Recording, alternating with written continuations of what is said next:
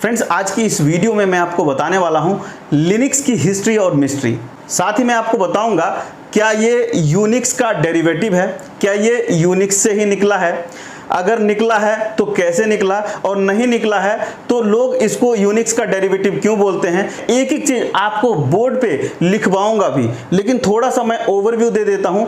Overview देने के बाद मैं आपको लाइन बाय लाइन पूरा हिस्ट्री और मिस्ट्री बताने वाला हूं। उसके बाद धीरे धीरे जो हमारा सिलेबस है, क्योंकि हमने ये RHEL का जो सिलेबस स्टार्ट किया है, जो सीरीज स्टार्ट किया है, वो धीरे धीरे हम सिलेबस स्टार्ट करने की तरफ बढ़ रहे हैं। जैसे कि मैंने पहले वीडियो में रोड मैप बताया, उसके बाद फिर अगली वीडियो में मैंने कर्नल और ऑपरेटिंग सिस्टम में जो डिफरेंस होता है वो बताया। अब पिछली वीडियो में मैंने यूनिक्स के बारे में बताया, यहाँ पे लिनक्स के बारे में बता रहा हूँ। तो गाइज, आप लोगों का जो भी डाउट है, जो भी कंसर्न है, जो भी कंफ्यूजन है, मैं चाहता हूँ कि वो साथ के साथ मैं दूर करता चलूँ। दोस्तों, वीडियो को ज़्यादा लॉन्ग ना करते हुए, ज़्यादा लंबा नहीं करते हुए, सीधे मैं अपने टॉपिक पे आता हूँ और लिनक्स की हिस्ट्री बताना स्टार्ट करता हूँ। दोस्तों, जैसा कि ये है लिनक्स, तो सबसे पहले हम कर लेते हैं history of Linux.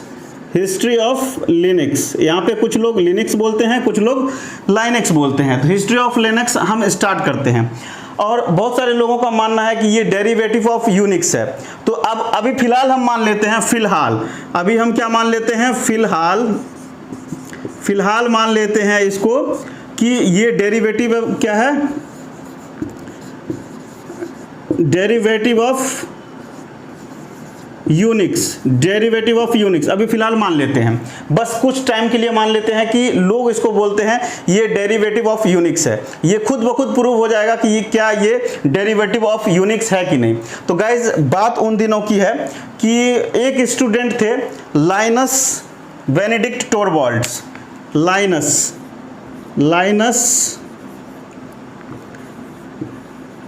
Benedict Torvalds, Benedict Torvalds, ये स्टूडेंट थे, इन्होंने ही डेवलप किया है। ये स्टूडेंट थे, इन्होंने ही डेवलप किया है लिनक्स को, यानी किसको, जिसको कुछ लोग लाइनक्स बोलते हैं, लाइनक्स को इन्होंने डेवलप किया है। और गाइस, सबसे इंटरेस्टिंग बात पता है क्या है, इनका जो बर्थ है ये 28 दिसंबर 1969 में यूएसए में हुआ है। कहाँ हुआ है? USA, America. तो इस हिसाब से प्रेजेंट टाइम पर इनकी एज जो है ये 54-55 साल है।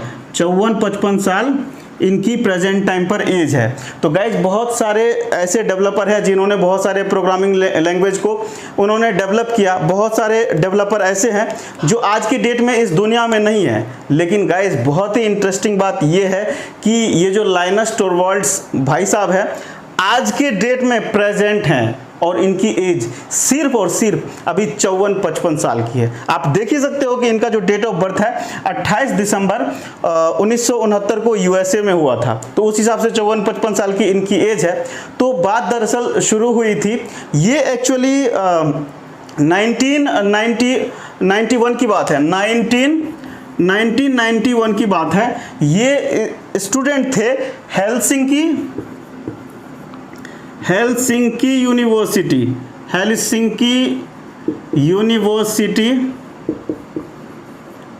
फिनलैंड,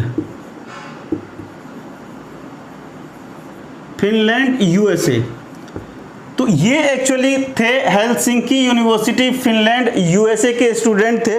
वहाँ इनको एक प्रोजेक्ट दिया गया था डेवलप करने के लिए, प्रोजेक्ट बनाने के लिए दिया गया था, और वो जो था वो यूनिक्स बेस्ड था।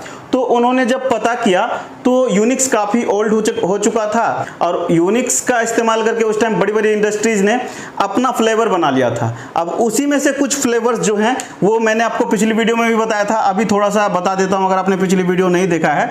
तो यूनिक्स के कुछ वहाँ पे बन गए थे पेड वर्जन। जैसे IBM ने बना लिया था अपना AIX, IBM ने अपना AIX बना लिया था।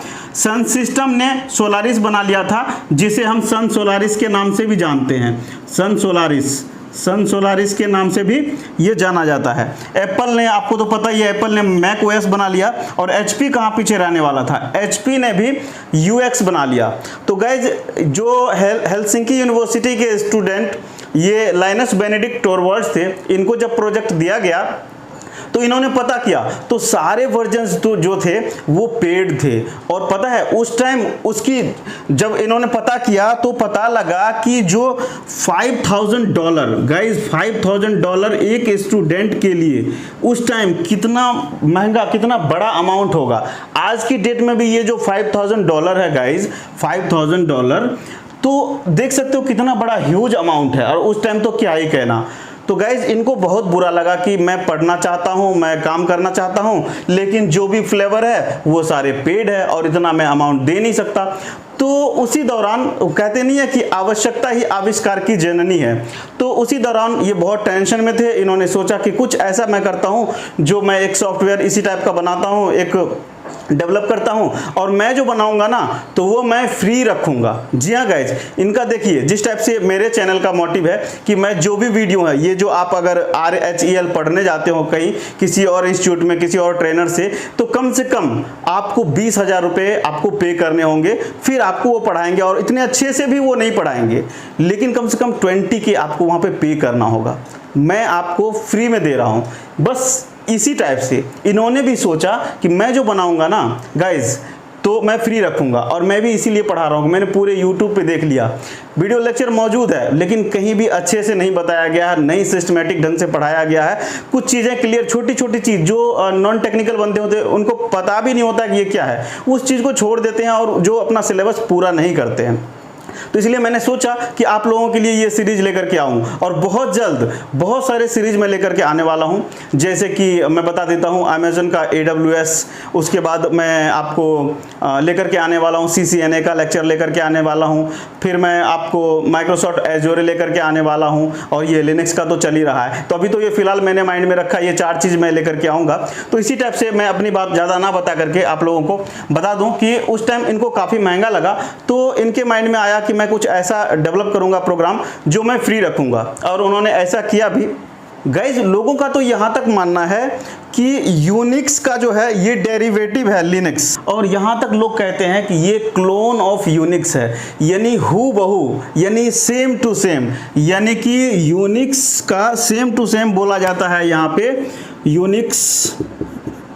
यूनिक्स का क्लोन बोला जाता है। किसको क्लोन बोला जाता है? किसको यहाँ बोला जाता है? लिनक्स को क्लोन बोला जाता है। लेकिन जबकि ऐसा बिल्कुल भी नहीं है। अभी तक कंफ्यूजन था, मैंने भी आपको कंफ्यूजन में रखा, लेकिन अब धीरे धीरे चीज़ें क्लियर हो रही होंगी। गाइज ऐसा बिल्कुल भी नहीं है। लाइनस बेनेडिक्ट टोरवॉल्ड्स ने उन्होंने यूनिक्स को पढ़ा, क्योंकि इसका भी सोर्स कोड फ्री था और जो पेड वर्जन थे वो काफ़ी महंगे थे। जिस भी कंपनी का उन्होंने सोचा कि मैं परचेज करूं, उस टाइम पे $5,000 का था, तो वो काफ़ी महंगा था। तो इन्होंने सोचा कि मैं बनाऊं। तो अब जब इन्होंने बनाने का ठाना तो इन्होंने पहले पढ़ना पड़ेगा। जैसे कि मैं भी पढ़ के आया हूं, 2-3 जगह से मैंने 2-3 सोर्स से मैंने इन्फॉर्मेशन इकट्ठा की है, अपने नॉलेज के बेस पे उसको एनालाइज किया है। फिर मैंने सोचा कि ये कंक्लूजन निकला और ये मैं आप लोगों को बताऊं। तो बहुत सारे बुक्स और बहुत सारे यूट्यूब और जो हमारा सोशल मीडिया है उसका सहारा लेने के बाद, गूगल सर्च इंजन का सहारा लेने के बाद जो एक कंक्लूजन निकल के आया वो मैं आप लोगों को बता रहा हूं। तो इसी टाइप से इन्होंने पढ़ना शुरू किया। जब इन्होंने पढ़ना स्टार्ट किया तो उस टाइम यूनिक्स को इन्होंने अच्छे से पढ़ा। यूनिक्स से इन्होंने आइडिया लिया। क्या लिया? आइडिया लिया। और सबसे बड़ी बात यह है गाइज, आप लोगों की जानकारी के लिए बता दूं कि यूनिक्स से ज्यादा इन्होंने मिनिक्स को पढ़ा। इन्होंने पढ़ा मिनिक्स के जो डेवलपर हैं, ये मिनिक्स ऑपरेटिंग सिस्टम के जो डेवलपर हैं ये एंड्रयू टेननबॉम जी हैं। एंड्रयू टेननबॉम जी ये बहुत ही अच्छे प्रोफेसर हैं। एक्चुअली उस टाइम उन्होंने अपने बच्चों को पढ़ाने के लिए उन्होंने मिनिक्स ऑपरेटिंग सिस्टम को डेवलप किया था। अब गाइज यही फर्क होता है हमारे कंट्री, हमारे मुल्क और अदर मुल्क में, खास करके यूरोपियन कंट्री में। हमारे यहाँ क्या होता है कि बच्चों को अच्छे से बताते नहीं है, कोई भी प्रोजेक्ट करके बताते नहीं है। वो बोल देते हैं कि बेटा ये प्रोजेक्ट आप करके ले आना। जबकि अदर कंट्री में, यूरोपियन कंट्री में, पहले जो प्रोफेसर होते हैं वो खुद ब खुद किसी भी प्रोजेक्ट पे या कोई भी वर्क हो उस पर पहले वो वर्क करते हैं। वर्क करने के बाद बच्चों को सिखाते हैं। सिखाने के बाद उसके बाद उनको बोलते हैं इस प्रोजेक्ट पे आप वर्क करो, और उसके साथ भी वो वर्क करके जहाँ जहाँ पे वो मिस्टेक्स करते हैं, गलतियाँ करते हैं, वहाँ पे वो सुधार करते हैं। तो इसीलिए इन्होंने मिनिक्स ऑपरेटिंग सिस्टम अपने बच्चों को पढ़ाने के लिए बनाया था। उसके बाद क्या हुआ कि जब बच्चों को पढ़ाने के लिए बनाया था तो इन्होंने यूनिक्स से आइडिया लिया, इन्होंने उससे ज़्यादा मिनिक्स को पढ़ा। मिनिक्स को पढ़ने के बाद इनको आइडिया आ गया। तो और गाइज आपकी जानकारी के लिए बता दूं कि इन्होंने एक बुक लिखा, जो एंड्रयू टेननबॉम जी है, इनका एक बुक आता है पियर्सन पब्लिकेशन का, कंप्यूटर नेटवर्क का। जो नेटवर्किंग के बंदे हैं, नेटवर्किंग के इंजीनियर जानते होंगे एंड्रयू टेननबॉम जी का। कंप्यूटर नेटवर्क का एक बुक आता है जो पियर्सन पब्लिकेशन का है, बहुत ही अच्छी बुक है। आपने अगर नहीं पढ़ा है, आप अगर नेटवर्क में इंटरेस्टेड हो तो आप पढ़ सकते हो। तो इन्होंने एंड्रयू टेननबॉम का ये बुक, ये है पियर्सन पब्लिकेशन का, इन्होंने मिनिक्स ऑपरेटिंग सिस्टम को पढ़ा, यहाँ से आइडिया लिया, इनको पढ़ा। अब पढ़ करके अब वहाँ से कंक्लूजन निकाल करके उन्होंने अपना लिनक्स जो ऑपरेटिंग सिस्टम है वो डेवलप करना शुरू किया। गाइज लिनक्स ऑपरेटिंग सिस्टम में यूज कर रहा हूं टर्म, एक्चुअली लिनक्स जो है ये ऑपरेटिंग सिस्टम नहीं है, ये एक कर्नल है। अब ऑपरेटिंग सिस्टम और कर्नल में क्या डिफरेंस है, पिछली वीडियो लेक्चर में मैंने आपको डिटेल में बताया है, बट यहाँ पे बेसिक मैं थोड़ा सा आपको ओवरव्यू दे देता हूँ कि सपोज करो कि ये एक ऑपरेटिंग सिस्टम है। क्या है? ये एक ऑपरेटिंग सिस्टम है। तो इसके अंदर का छोटा सा जो पार्ट है ये कर्नल है। ये क्या है? कर्नल है। तो जो पूरा पैकेज है, कर्नल एक पार्ट ऑफ ऑपरेटिंग सिस्टम है, जबकि ऑपरेटिंग सिस्टम पूरा पैकेज है। लेकिन इतना ज़्यादा पॉपुलर हो गया है कि बोलचाल की भाषा में हम बोल देते हैं कि ये ऑपरेटिंग सिस्टम है, जबकि ऑपरेटिंग सिस्टम कहना थोड़ा थोड़ा सही है, पूरी तरह से सही नहीं है। ये पार्ट ऑफ ऑपरेटिंग सिस्टम है, ये कंप्लीट पैकेज नहीं है।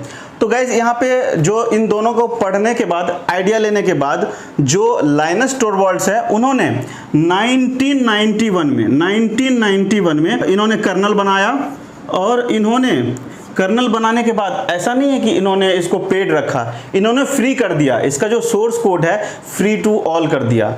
अब फ्री टू ऑल करने के बाद और इन्होंने किसी न्यूज़पेपर में, किसी जो न्यूज़ ग्रुप है उसमें इन्होंने उसको पोस्ट कर दिया।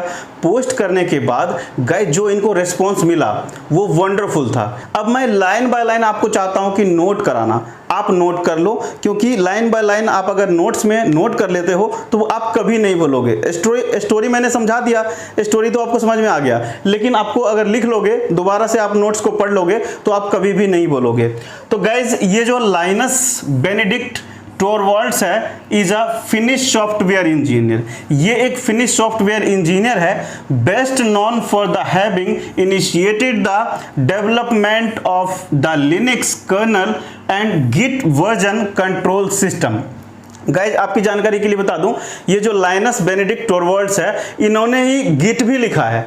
जी हाँ गाइज, गिट के बारे में भी बताऊं, जो खास करके डेवऑप्स पढ़ने वाले हैं, डेवऑप्स इंजीनियर है, उन्होंने गिट का नाम जरूर से सुना होगा।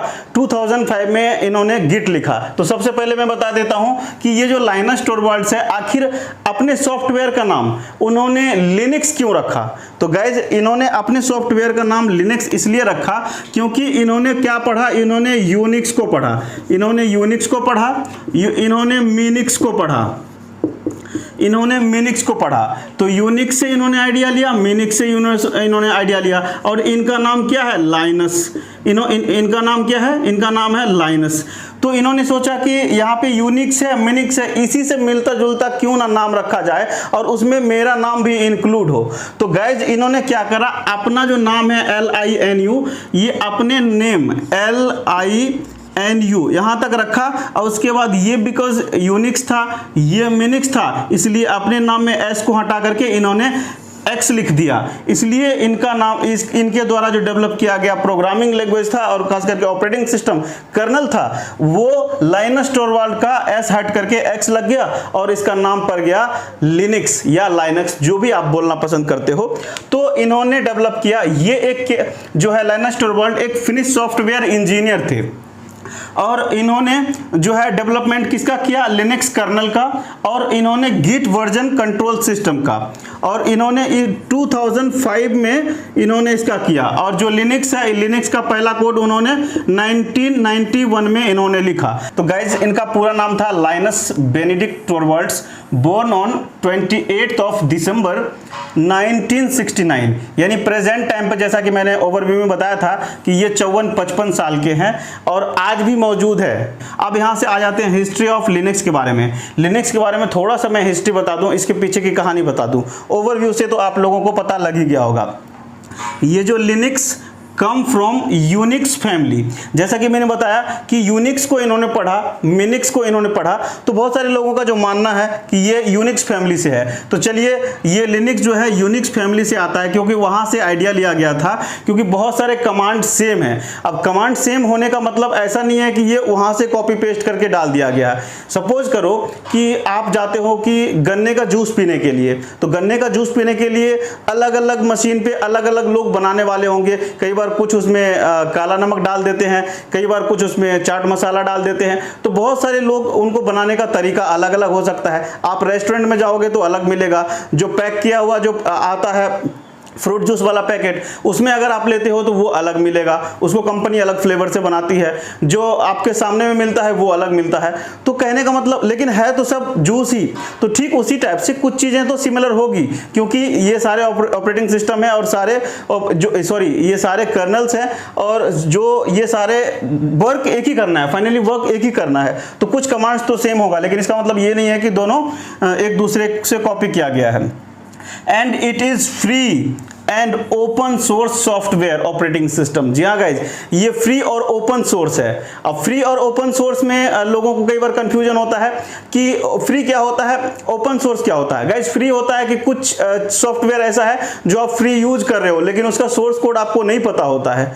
लेकिन जो ओपन सोर्स होता है उसका सोर्स कोड भी फ्री होता है, आप चाहो तो उसके अंदर मॉडिफाई कर सकते हो। जैसे सपोज मैं एक एग्जांपल देता हूं कि आप अगर विंडोज ऑपरेटिंग सिस्टम यूज कर रहे हो तो विंडोज पे आपको बहुत सारी चीजें फ्री मिल जाएंगी यूज करने के लिए, लेकिन क्या उसका सोर्स कोड है? अगर सपोज करो कि सिंपल सा एक मैं ले लेता हूं, अगर मैं वहां पे एक नोट्स ले लेता हूं, ठीक है, तो नोट्स अगर मैं नोटबुक खोलता हूं तो उस पर हम फ्री टू यूज है, वो हम यूज फ्री में कर सकते हैं। लेकिन क्या उस नोट्स में कुछ चेंजेस करना चाहते हैं तो हम कर पाएंगे? बिल्कुल नहीं कर पाएंगे। लेकिन इसका जो ओपन सोर्स होने की वजह से उसके अंदर हम मॉडिफिकेशन कर सकते हैं, चेंजेस कर सकते हैं। तो यही डिफरेंस होता है कि फ्री टू यूज और ओपन सोर्स में। आपको ये भी पता लग गया होगा। He was developed first code of Linux 0.01। मैंने बताया था कि ये 0.01 जो है उन्होंने बनाया, और बना करके उन्होंने क्या किया, post it on Minix news group. Minix news group में उन्होंने क्या किया, पोस्ट कर दिया। जब पोस्ट कर दिया तो 17 सितंबर 1991 को his code become very popular. अब जैसे कई बार ऐसा होता है गाइज कि हम लोग भी, जैसे अभी मैं वीडियो बना रहा हूं, अब वीडियो बनाने के बाद वीडियो जब मैं ऑनलाइन पोस्ट कर देता हूं और वीडियो जब वायरल हो गया, वीडियो बहुत ज़्यादा पॉपुलर हो गया, आप लोग डिमांड करते हो, अच्छा लगता है आप लोग कि सर और वीडियो बनाओ और वीडियो बनाओ, तो कहीं ना कहीं मोटिवेशन आ जाता है, मैं फिर एक और वीडियो निकाल देता हूँ, एक और वीडियो बना देता हूँ। तो इसी टाइप से जब इन्होंने मिनिक्स न्यूज़ ग्रुप में अपना जो पहला वर्जन था 0.01 ये पोस्ट कर दिया तो बहुत ज़्यादा पॉपुलर हो गया। लोग डिमांड करने लगे कि सर और वर्जन बनाओ और पब्लिक यूज के लिए बनाओ। तो गाइज इसी से मोटिवेट होकर के फिर इन्होंने बनाया वो 0.02 वर्जन बनाया, जो फर्स्ट माना जाता है इसका। गाइज 0.01 जो था उन्होंने डेवलप किया था, वो फर्स्ट टाइम उन्होंने डेवलप किया था 0.01 सिर्फ पर्सनल यूज के लिए, पर्सनल यूज ओनली। जब उन्होंने people encourage to develop new code and he was lead to develop new code and release first official version Linux version था 0.02 on the October 5 1991। गाइज जब लोगों ने उन्हें इनकरेज किया कि आपका जो फर्स्ट एडिशन आपने लिखा है, फर्स्ट वर्जन लिखा है पर्सनल यूज के लिए, प्लीज गाइज इसे आप जो है पब्लिक कीजिए, पब्लिक यूज के लिए भी बनाइए। बहुत ज़्यादा लोगों ने उन्हें पसंद किया, मोटिवेट किया, तो फिर वो भी मोटिवेट हो गए मेरी तरह, जैसे कि मैं फटाफट से वीडियो बना देता हूं, उसी टाइप से उन्होंने क्या किया, इनकरेज हो गया जब पीपल ने इनकरेज किया और उन्होंने न्यू वर्जन बनाया 0.02। और गाइज आपकी जानकारी के लिए बता दूं कि 0.01 सिर्फ पर्सनल यूज के लिए था, इसलिए फर्स्ट एडिशन नहीं माना गया ऑफिशियल वर्जन का, उन्होंने फर्स्ट ऑफिशियल वर्जन माना 0.02 का। तो ये एग्जाम का भी क्वेश्चन हो सकता है, तो वहां पे 0.01 नहीं करना, वहां पे 0.02 करना, क्योंकि हो सकता है आपको कंफ्यूज करने के लिए ये दिया जाएगा। और गाइज आपकी जानकारी के लिए बता दूं कि आज के डेट में ये लिनक्स इतना पॉपुलर हो गया है कि सुपर कंप्यूटर जो है, देखिए today 90% fastest super computer out of 500 run on Linux variant including top 10। Guys आज की डेट में ये लिनक्स इतना पॉपुलर हो गया है कि जो सबसे फास्टेस्ट दुनिया का कंप्यूटर है, सुपर कंप्यूटर, 90% क्या करता है today, 90% fastest computer out of 500 में से 90% जो सुपर कंप्यूटर है वो लिनक्स के किसी न किसी वेरिएंट पे है। और गाइज एक चीज और बता दूं, जो टॉप 10 सुपर कंप्यूटर है वो भी लिनक्स के किसी न किसी वेरिएंट पे है। तो अब यहाँ पे सवाल होता है कि जिस टाइप से यूनिक्स के बहुत सारे फ्लेवर बन गए, बहुत सारे डेरिवेटिव्स बन गए, क्या लिनक्स के भी बन गए? जी हाँ गाइज, आप जो ये देख रहे हो जैसे उबुंटू, सन सोलारिस, RHEL एटसेट्रा, ये जो RHEL है ये सिंपली जो लिनक्स है, लिनक्स के ही क्या है, ये यहाँ पे वेरिएंट बने हैं अलग अलग। अब गाइज आगे मैं आपको बताता हूँ कि देखिए 1991 से लेकर के 1995 तक उसमें ना फ्री सॉफ्टवेयर मूवमेंट चल रहा था। अब फ्री सॉफ्टवेयर मूवमेंट का मतलब क्या है, जैसे कि अन्ना मूवमेंट हुआ था 2011 में, उससे पहले इंडिया को फ्रीडम के लिए बहुत सारे मूवमेंट चले थे। तो उसी टाइप से ये एक सॉफ्टवेयर फ्री कराने का एक मूवमेंट था और जो सफल भी रहा, सक्सेसफुल रहा। 1991 से 1995 के बीच बहुत सारे सॉफ्टवेयर को फ्री कराया गया। तो उसी मूवमेंट में से एक मूवमेंट था GNU। जी हाँ गाइज, अब GNU को JNU मत समझ लेना, वो वाला JNU नहीं, जो JNU जवाहरलाल नेहरू यूनिवर्सिटी यहाँ पे नहीं समझना है। ये GNU अलग है, ये एक्चुअली क्या है, एक पैकेज है। तो यहाँ पे लिनक्स जो कर्नल है अब प्लस इस GNU को मिलने से, ये पैकेज के मिलने से कंप्लीट ऑपरेटिंग सिस्टम बनता है। यानी कि लिनक्स कर्नल और GNU को मिलने से ये क्या बनता है, कंप्लीट एक पैकेज बनता है। इस पैकेज के मिलने से एक कंप्लीट ऑपरेटिंग सिस्टम मिलता है।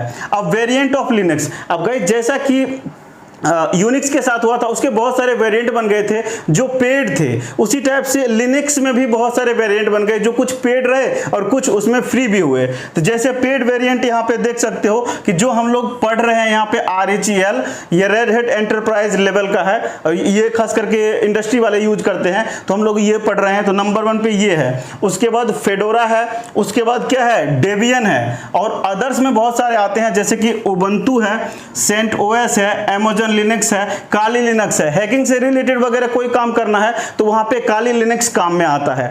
तो गाइज और आपकी जानकारी के लिए बता दूं कि ये जो उबुंटू है, Ubuntu 3rd most popular operating system है। जी हाँ गाइज, हालांकि ये कर्नल है लेकिन बता दूं कि पूरे वर्ल्ड में 3rd most popular used operating system है उबुंटू। और ये उबुंटू जो है, इस उबुंटू को एक अफ्रीकन ने बनाया था और उबुंटू का मतलब होता है टीम वर्क। उबुंटू का मतलब होता है टीम वर्क। तो इसको किसने बनाया था, एक अफ्रीकन ने बनाया था, एक अफ्रीकन ने बनाया था। उबुंटू को डेवलप किया था एक अफ्रीकन ने और उसका मतलब होता है टीम वर्क। जबकि यहाँ पे CentOS है, CentOS का मतलब होता है कम्युनिटी एंटरप्राइज ऑपरेटिंग सिस्टम। तो यहाँ पे CentOS और उबुंटू को पता चल गया। Amazon का अपना एक Amazon लिनक्स है, अगर आप AWS वगैरह पढ़ते होंगे तो आपको पता है कि Amazon का अपना Amazon लिनक्स है। उसी टाइप से यहाँ पे काली को जनरली क्या है, हैकिंग से रिलेटेड, या तो हैकिंग करने के लिए या हैकिंग से प्रिवेंट करने के लिए, बचाने के लिए काली का हम इस्तेमाल करते हैं। दोस्तों आप लोगों को पता लग गया कि ये जो लिनक्स है, ये लिनक्स यूनिक्स से कैसे अलग है, क्या यूनिक्स का डेरिवेटिव है, क्या यूनिक्स से ही निकला है। एक एक चीज आपको अच्छे से पता लग गया होगा। आज के बाद आप यूनिक्स और लिनक्स में कंफ्यूज नहीं होगे। आई थिंक इतना डिटेल में आज तक किसी ने यूट्यूब पे नहीं पढ़ाया होगा, नहीं बताया होगा। मैंने एक एक चीज आपको बताने की कोशिश की। और गाइज आप मेरी हालत देख सकते हो कि पसीने से मैं तरबतर हो चुका हूं। तो इसीलिए गाइज अगर आप लोगों को ये लेक्चर अच्छा लगा और चाहते हो कि इसी टाइप से मैं रेड हैट का जो पूरा कंप्लीट कोर्स कंप्लीट कराऊं, तो गाइज प्लीज वीडियो को लाइक कर देना, शेयर कर देना और चैनल को सब्सक्राइब करके बेल आइकन जरूर से दबा लेना। तो फ्रेंड्स आज की इस वीडियो में इतना ही। मुझे उम्मीद है कि आज की ये वीडियो पसंद आई होगी, अच्छी लगी होगी, हेल्पफुल लगी होगी। फ्रेंड्स अगर आज की ये वीडियो पसंद आई, अच्छी लगी, हेल्पफुल लगी तो प्लीज मेरे इस वीडियो को लाइक करना और मेरे इस चैनल को सब्सक्राइब करके बेल आइकन जरूर से दबा लेना और अपने दोस्तों, अपने यारों तक इस वीडियो को जरूर शेयर करना ताकि आप लोगों की तरफ से मुझे भी मोटिवेशन मिले लाइनस टोरवाल्ड्स की तरफ और मैं भी और वीडियो बनाऊं। तो फ्रेंड्स मिलते हैं अगले वीडियो में किसी और इंटरेस्टिंग टॉपिक के साथ। तब तक आप अपना और अपनों का बहुत बहुत ख्याल रखिए। धन्यवाद। जय हिंद।